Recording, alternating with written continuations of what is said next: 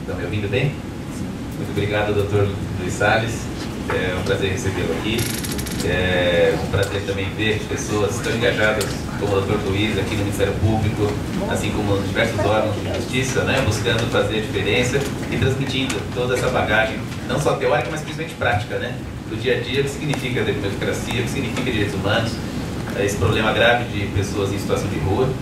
Eu vindo para cá, eu me deparei com aquela praça Princesa Isabel e com a Cracolândia, né, como foi espalhada. Muitas pessoas que dirigiram para lá e a resposta da prefeitura foi simplesmente cercar de muros para evitar que as pessoas entrem, né? Isso não pode ser uma solução para essa situação.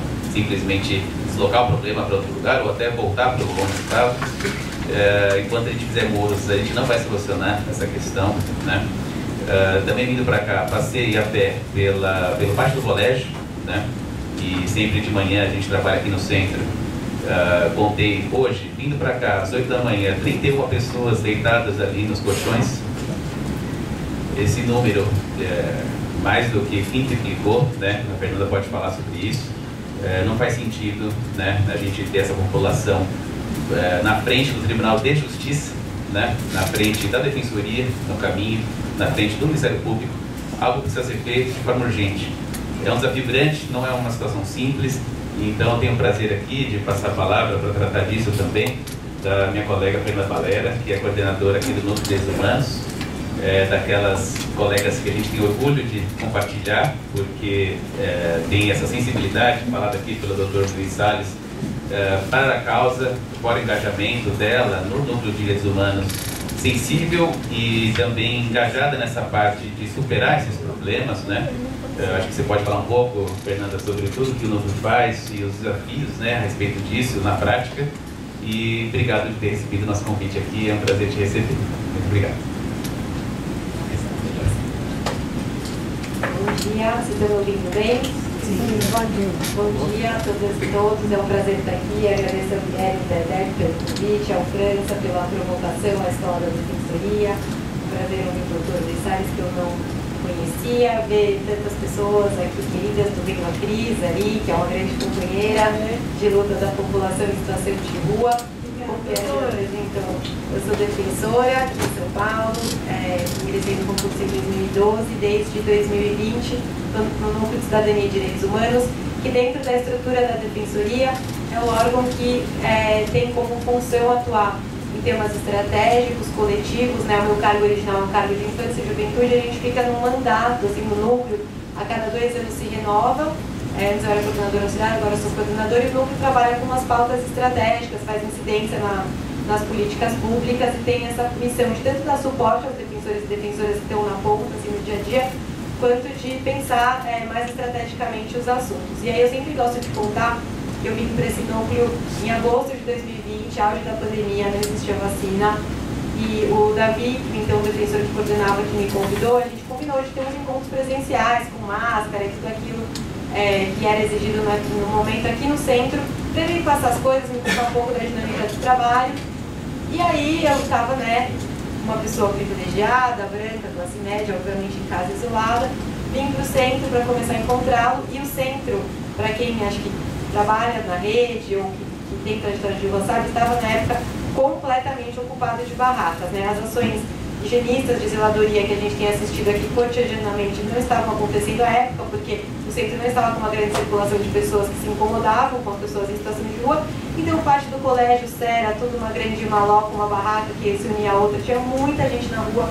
Foi uma imagem que me chocou muito, e logo aquele lema da pandemia, né, fique em casa, e as pessoas estavam na rua, para onde elas iam? E elas estavam completamente desassistidas naquele momento. Então a gente fez muitas atuações naquela época para garantir segurança alimentar para as pessoas em situação de rua. Então teve a gratuidade do programa Bom Prato, as marmitas do programa Rede Cozinha Cidadã, depois se tornaram uma política pública, mas foi uma situação de fato emergencial. E desde então, porque acho que a gente vive, né, uma crise humanitária, que são as pessoas em situação de rua, que não pode, não deve ser naturalizada.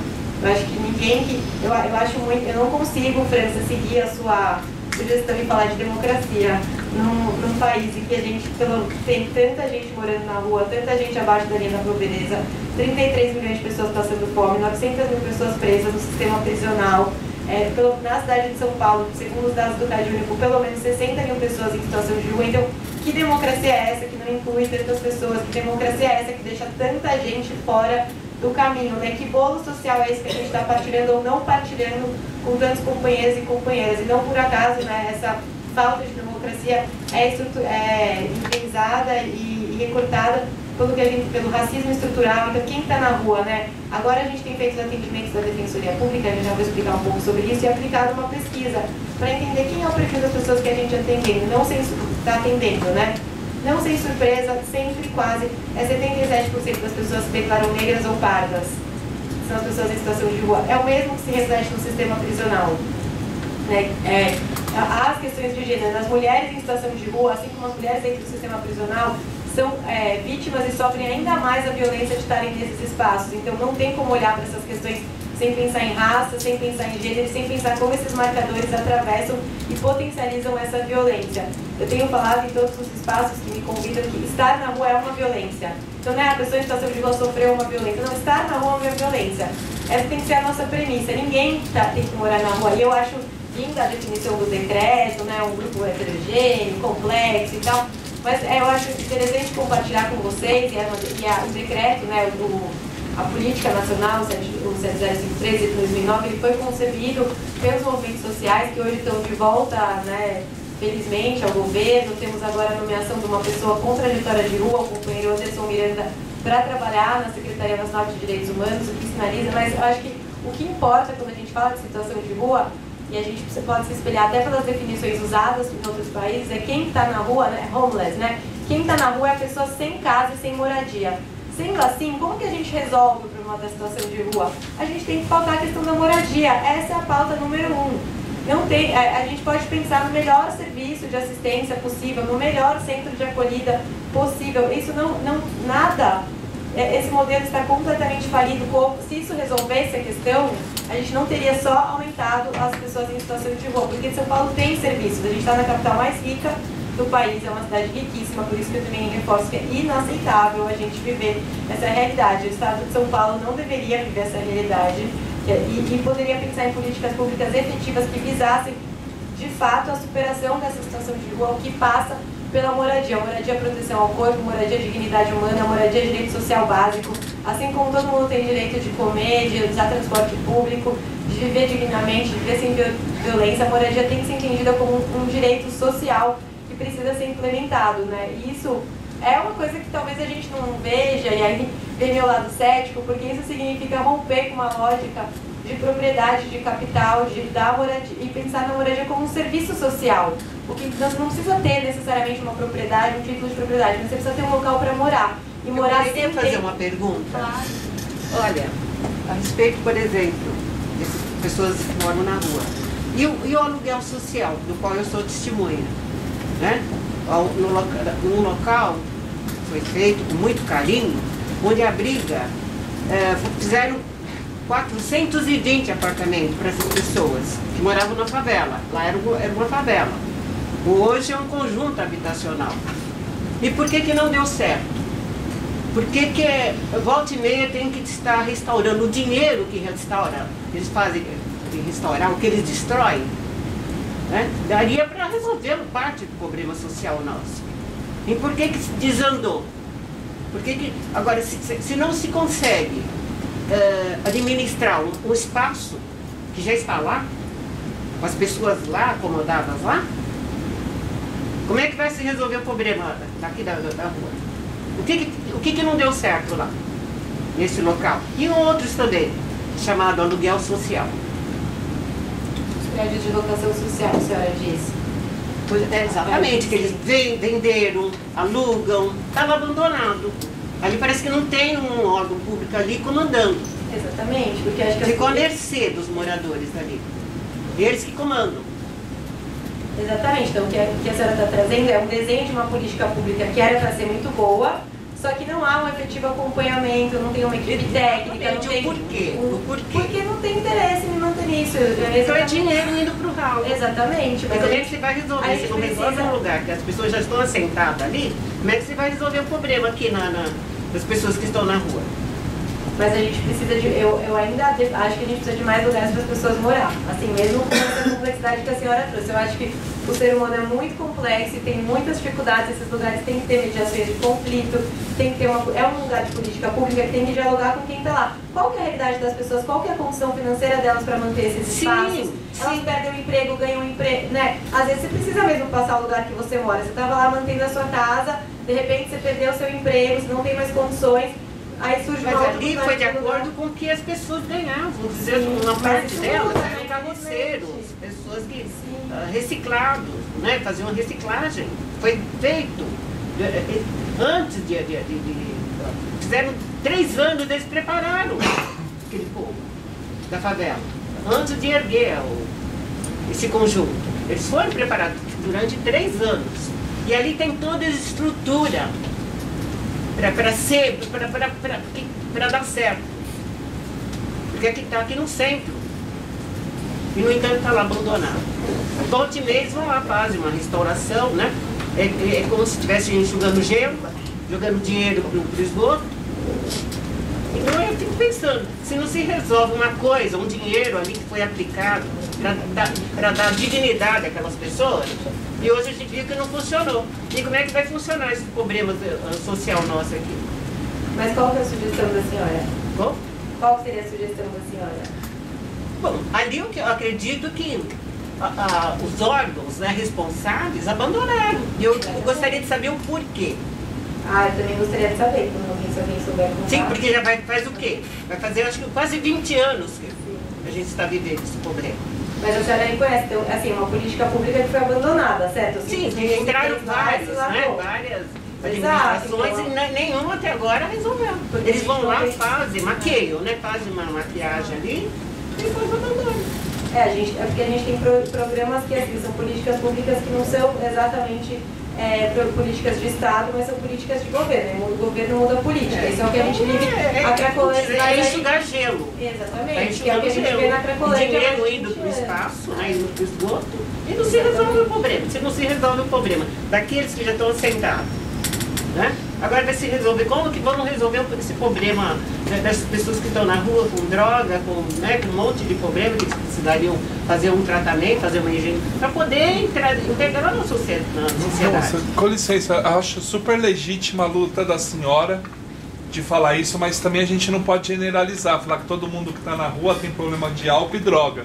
Tem pessoas que perderam suas famílias, tem pessoas que perderam seus trabalhos, então isso é um pensamento que a gente não pode generalizar. Nem todo mundo que está na rua tem. Não, eu acredito que tem pessoas que têm realmente problemas, cada um é cada um. Sabia que no último censo, inclusive, eu já vou passar para o senhor, mas no último censo, mais de 70% das pessoas entrevistadas que estavam na rua eram trabalhadores. O que eu acho um dado muito importante da gente falar, porque até desmistifica essa ideia de que está todo mundo na rua.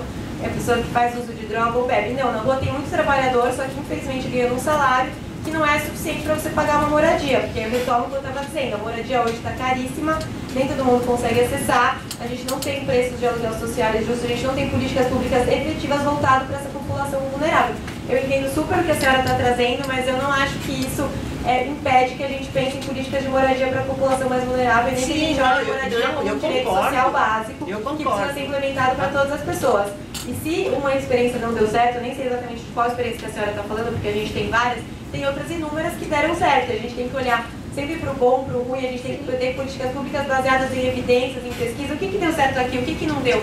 Qual foi o investimento que o Estado fez? Tinha uma equipe técnica acompanhando essas pessoas? Quando a pessoa perdeu o emprego, o que foi feito para ela recuperar esse emprego? E essa família? Ela tinha um acompanhamento? O CRAS sabe quem é essa família? O CREA sabe quem é essa família? Ela estava referenciada no UBS? Essa mãe, qual era a coisa que ela tinha para trabalhar? Então, assim, acho que tem muitas coisas. Lá tem toda a estrutura. Não, mas é aqui no centro. É uma área central. Pode falar. Gostaria de perguntar para a mesa em que momento vai ser as falas abertas para quem pode falar. Isso. Vamos lá, pode ser. Senão nós ficamos atravessando. A gente vai abrir essa fala, Fernanda, você queria concluir alguma posso fala? concluir alguma coisa, O problema, ele é bastante sensível, envolve várias perspectivas, né? Então eu pedi para vocês só aguardar mais alguns minutos para a Fernanda concluir a fala dela, porque para ficar mais organizado, a gente pode fazer assim e aí todo mundo consegue falar. Acabou tendo uma pequena interrupção, mas faz parte, a ideia é esse diálogo mesmo, tá bom? Então vamos aguardar só mais um pouco. A Fernanda vai fechar a fala dela como os outros palestrantes também tiveram a oportunidade, tá bom? E aí vai ser um prazer recebê-los. Quem quiser pode vir para cá também para conversar. A gente deixou esse espaço final justamente para isso, tá bom? Vai colocar o nome aí de quem tem a coragem. A gente, se precisar, pode fazer, tá bom? Pode pôr meu nome mesmo. Tá ótimo, muito obrigado. Só um segundinho. Fica à vontade, Pedro. Bom, vou ser rápida, porque eu também gosto muito mais de escutar do que de falar, mas retomando o meu raciocínio, né, da questão da programas de moradia para as pessoas em situação de rua, que eu acho que essa é a grande luta hoje dos movimentos, né, de população de rua, entendendo que a questão da rua é essencialmente uma questão da falta de políticas públicas de moradia e da falta de políticas públicas para um público vulnerável. A gente não tem políticas públicas de moradia, historicamente a população de rua sempre foi vista como um problema, entre aspas, aqui da assistência social e não da Secretaria de Habitação. Isso sempre se mostrou muito problemático quando a gente pensa em políticas efetivas que possam garantir a superação das pessoas em situação de rua. E aí, para ser muito breve, trazer informações que eu acho que são relevantes para a questão desse curso de defensores e defensoras populares, é explicar que a Defensoria Pública, então, ela é uma instituição essencial, né, a função jurisdicional do Estado, e tem como missão atender o público vulnerável. Quem que é esse público vulnerável?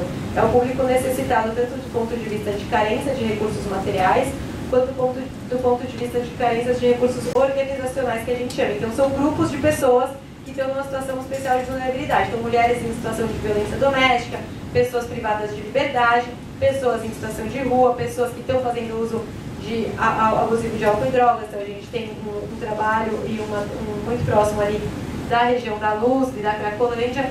E aí, o Núcleo de Direitos Humanos que eu coordeno trabalha especificamente com pessoas em situação de rua, pessoas vítimas de violência estatal, pessoas que fazem uso abusivo de álcool e drogas, incidindo na política de saúde mental, catadores e catadoras de material reciclável. E a gente organiza atendimentos itinerantes para a população em situação de rua, uma vez por mês. Hoje mesmo, essa manhã, está acontecendo numa cooperativa ali embaixo do viaduto 9 de julho, e todos os meses a gente está nas ruas atendendo. Além disso, a Defensoria Pública tem aqui um espaço que a gente faz atendimento à população de rua de segunda a quinta, das 8 ao meio-dia. Então, todas as semanas temos defensores e defensoras plantonistas atendendo especificamente essa população para garantir o acesso à justiça das pessoas em situação de rua, que é uma das missões da Defensoria. E eu costumo dizer também que a Defensoria tem que ter como público-alvo a população em situação de rua, porque, obviamente, como a gente estava dizendo, é uma crise humanitária inaceitável. A gente não pode naturalizar que alguém tenha a sua carteira, seu cobertor, sua comida, sua barraca descartada simplesmente por estar na rua, né? Acho que essa é uma ofensa e uma violação à dignidade que a gente não pode normalizar. E essa é uma das principais pautas também que a gente atua em relação às políticas de zeladoria urbana e as práticas higienistas da prefeitura. E também para ouvir vocês, compartilhar o que mais eu tinha pensado em falar, um pouquinho de dados, mas acho que já foi a questão da moradia como eixo central de luta, e a questão das pessoas em situação de rua e do trabalho que tem que ser feito para essa população. Aí eu acho sempre que essa questão da sensibilidade para o tema e tal, eu acho muito, muito importante, mas eu tenho pensado que a sensibilidade e a escuta são coisas que também são técnicas que a gente precisa e deve aprender como pessoas do sistema de justiça. Não tem que nem qualquer operador da assistência, da psicologia, não tem uma ou outra pessoa que é mais talhada ou melhor para atender uma determinada população. Você saber escutar, você se colocar disponível para o atendimento numa escuta horizontal, aberta, transparente, eu acho que é essencial para qualquer pessoa do sistema de justiça. Então, pouco importa que a gente fale que a resolução 425 do CNJ, que o Dr. Luiz comentou, né, é muito importante. Eu participo do comitê do CNJ, do Conselho Nacional de Justiça, que monitora a implementação dessa política, contribui ativamente para o texto dessa política, e a gente fica muito feliz, mas a gente sabe que, infelizmente, só as normas não mudam a realidade, né? As normas são aplicadas por pessoas que precisam, além de conhecer, estar dispostas a aplicar. Então, diante de tudo isso que a gente ouviu, será que hoje uma pessoa em situação de rua, se ela chega lá no Ministério Público, ela vai ter um atendimento? Existe um espaço específico para essas pessoas serem atendidas?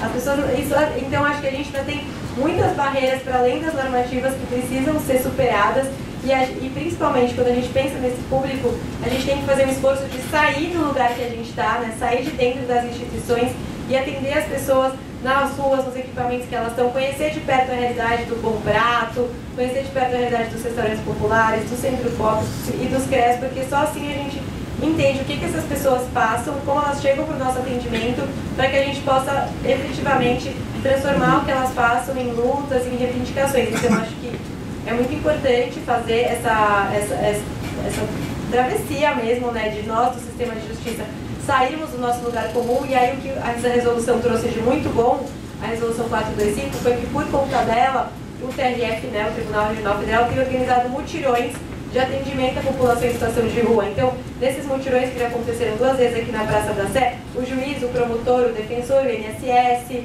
a assistência, está todo mundo na praça, atendendo as pessoas em situação de rua ali e facilitando o acesso à justiça ali. Eu acho que essas são práticas que precisam ser replicadas e disseminadas mais. Teve já em Osasco, teve em Sorocaba, agora vai ter em Campinas, vai ter em Santos, e a gente tem participado enquanto Defensoria Pública ativamente desses mutirões de atendimento, porque acho que é uma coisa concreta de garantia de acesso à justiça que precisa ser feito para, se a gente quer viver mesmo numa democracia real, numa democracia em que todos sejam incluídos e que todas as pessoas, né, possam ter uma vida livre, digna e autônoma. Então, para não falar muito e poder ouvir vocês, vou encerrar por aqui e agradecer mais uma vez o convite.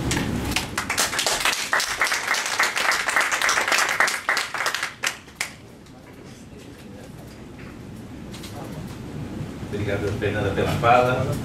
No fundo, a gente percebe como é complexo e desafiador tudo isso, né? Recentemente estava lendo um livro dos problemas sociais que a gente passa aqui no Brasil, como acontece na Colômbia, por exemplo, e muito se fala na visão sobre esse problema e a importância da opinião pública a respeito disso.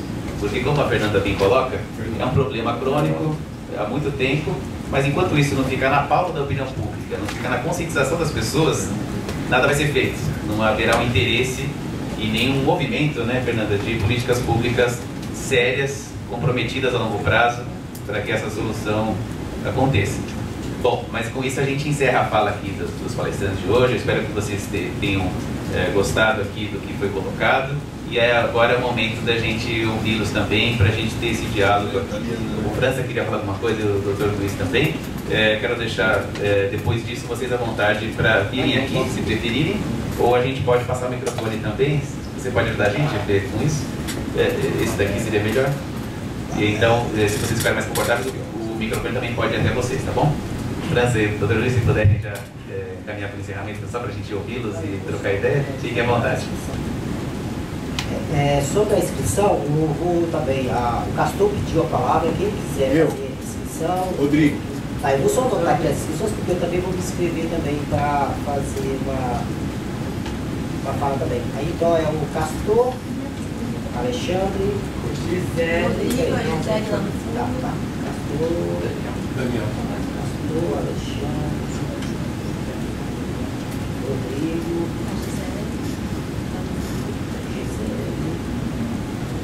Daniel, Paulo.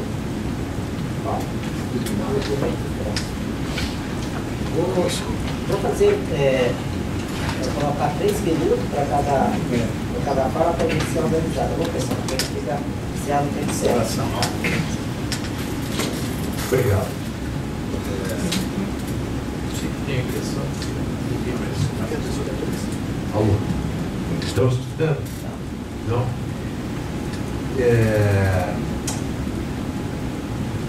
A respeito disso, qual é o seu nome, sua observação? É Dirce. Dirce. É. Pois é, dona Dirce, eu não tenho resposta para tudo, não é? Mas eu quis dizer para a senhora, para todos que estão aqui, em primeiro lugar, que a gente veio tratar de um tema dentro dos parâmetros da legalidade institucional. Então, quando a gente fala de determinados problemas, como esse que a senhora levantou, eu sinceramente acho que nós não vamos sair disso. Por mais políticas públicas que nós tenhamos, doutora Fernanda, por mais que haja uma certa pressão, acho que a gente não vai sair muito disso. Pode melhorar, mas acho que a gente não vai sair muito disso. Eu estava lendo outro dia um livro, você, 3 minutos, é isso? Vou tentar acertar. Estava lendo um livro, chama-se Vida e Obra de Renato Tomazini, não é Renato? Bom, enfim, um administrador, ele era uma espécie de secretário de saúde, embora não fosse médico, fosse trabalhador do sistema de águas, mas quando o Partido Comunista Italiano ganhou as eleições em Parma, ele foi alçado a esse cargo de secretário de saúde. E aí então ele entrou nos asilos, nos manicômios, nos cárceres, e aí ele notou tudo isso que a senhora falou que estava acontecendo. E é aí que começa a nascer, ele convida o Franco Basaglia, que era um psiquiatra lá na Itália, que tinha novas ideias de acabar com esse verdadeiro armazenamento de pessoas dessas instituições, né? E o Franco Basaglia deu uma ideia de ir desinternando aos poucos as pessoas que estavam nos manicômios. Eu estou falando de pessoas que não tem nada a ver com o que a senhora está dizendo, não é? E eles foram criando cooperativas autônomas e foram sendo estimulados a gerir o próprio lugar. E com isso eles começaram a se sentir donos do lugar. Então, se houver, fora da política institucional, porque não vai sair disso, né? Mas se houver políticas de gente do próprio povo, espontâneas, de pessoas que discutam os próprios problemas, ao invés de trancarem a porta, saírem e voltarem à noite, e não discutem nada, não conversam, não se humanizam, portanto, né? As pessoas não vão se sentir donas do lugar. E aí uns vão, como a doutora Fernanda falou, estou precisando de dinheiro, vai vender o apartamento, ou vai vender a torneira, no João Zito, né? Vendeu a torneira, tá vendo? Eles não sabem aproveitar. Realmente, o senhor falou, estou precisando de dinheiro, vou fazer o quê? Né? Mas se as pessoas começam a se sentir donas do próprio lugar, onde elas moram, do espaço delas, a chance de conservação é bem maior. Era só isso que eu queria dizer a respeito do que a senhora falou.